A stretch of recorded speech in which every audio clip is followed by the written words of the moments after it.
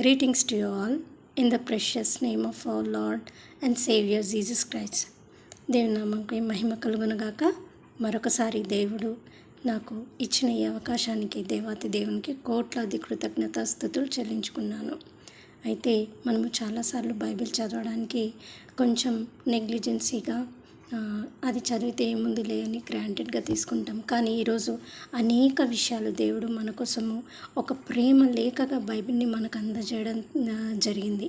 అయితే బైబిల్ మనకు చెప్తున్న విషయాలు ఏంటంటే, దేవునికి మానవ మడుగుల పైన ఆయనకున్న అమూల్యమైన ప్రేమను మనకు తెలియజేయడం జరుగుతుంది.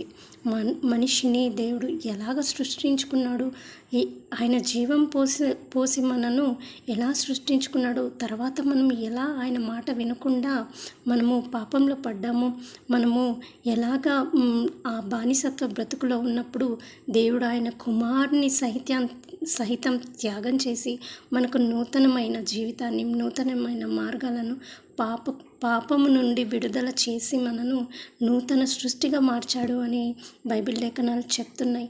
అదే కాదు కానీ ఇంకా చాలా విషయాలు, క్రీస్తులో మనకున్న విడుదల ఏంటి, క్రీస్తులో మన జీవితాలను మనం ఎలా కట్టుకోవాలి, మనము ఫేస్ చేస్తున్న అనేకమైన ప్రాబ్లమ్స్ని ఎలాగ మనం అధిగమించాలి అని ఇలాంటి విషయాల గుండా మనం దేవుడు బైబిల్ ద్వారా తీసుకెళ్ళడం జరుగుతుంది. ఎన్నో ఉన్నతమైన స్టోరీస్ దేవుడు తెలియజేయడం జరిగింది. అసలు ఈ లోకము దేవుని కోసం చెప్తున్న విషయాలు వేరే, దేవుడు రియల్గా ఉన్న విషయాలు వేరే.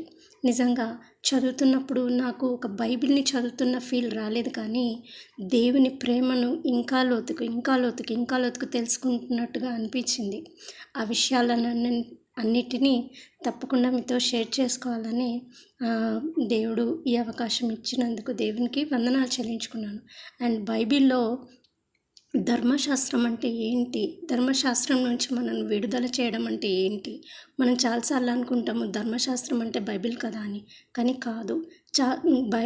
చాలా విషయాలు, మనకు తెలియని విషయాలు బైబిల్లో పొందుపరచబడి ఉన్నాయి. అవి ఎవరికైతే దేవుడు రివీల్ చేయాలి, వీళ్ళ ద్వారా చెప్పాలి, వీళ్ళ ద్వారా తెలియచేయాలి అనుకుంటాడో వాళ్ళకు మాత్రమే రివీల్ చేస్తాడు. ఎందుకంటే దేవుడు మనకు చెప్పడం జరిగింది కదా, ఎవరైతే నా నీతిని, నా రాజ్యాన్ని మొదట వెతుకుతారో వాళ్ళకే అన్నీ ఇవ్వబడతాయని.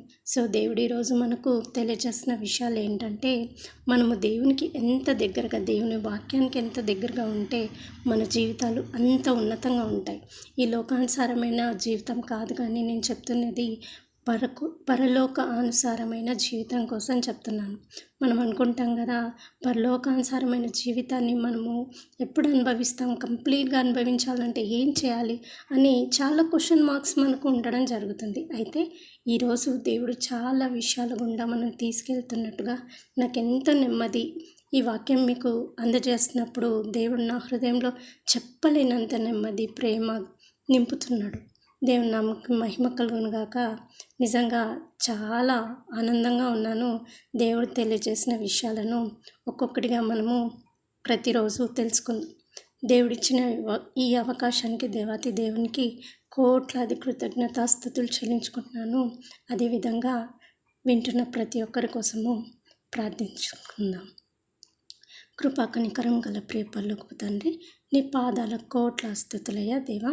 మాకిచ్చిన ఈ అవకాశానికి వందనాలు నా తండ్రి. మరి బైబిల్ చదువుతున్నప్పుడు మేము ఏ విషయాలు తెలుసుకోవాలని నువ్వు ఆశపడుతున్నావో ఆ విషయాలను మాకు తెలియచేయి. నీ సొంత కుమారుణ్ణే మాకు వెనుక తీయకుండా ఇచ్చిన వాడివయ్యా. మా కొరకు నువ్వు పొంచి ఉన్న, నువ్వు తలంచిన అనేకమైన విషయాల గుండా మమ్మల్ని తీసుకెళ్తున్నందుకు నీకు మాత్రమే మహిమ చెల్లించుకున్నాను నా దేవా. నా తండ్రి, నీకే స్తుతి, నీకే స్తోత్రం. వింటున్న ప్రతి ఒక్కరి జీవితాలలో గొప్ప మార్పులు మీరు కలుగజేస్తున్నందుకు వందనాలు నా తండ్రి. మా హృదయాలను తెరవండి. మీ పరలోకానుసారమైన జీవితాన్ని మాకు తెలియచేయండి. నీకే మహిమ, నీకే ఘనత. మమ్మల్ని నీ చిత్తానికి అప్పచెప్పుకుంటూ మీ కృపలో వర్ధిల్ల చేస్తున్నందుకు కోట్లాది కృతజ్ఞత స్తుతులు చెల్లించుకుంటూ వింటున్న ప్రతి ఒక్కరి జీవితాలు నా తండ్రి నువ్వు బలంగా ఆశీర్వాదాలు కలుగజేతుగా యేసు నామములో ప్రార్థిస్తున్న మా ప్రియ పరలోకపు తండ్రి. Amen. Amen. Thank you one and all. See you again.